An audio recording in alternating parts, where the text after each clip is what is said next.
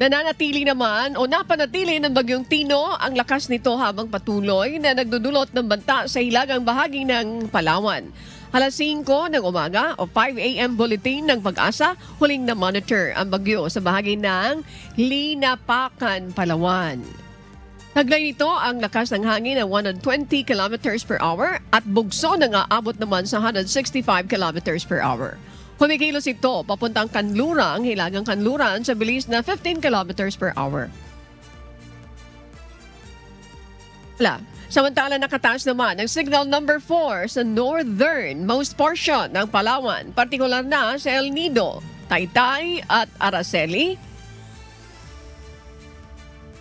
Kasama na rin ang Calamian Island, signal number 3 naman sa bayan ng Dumaraan, San Vicente,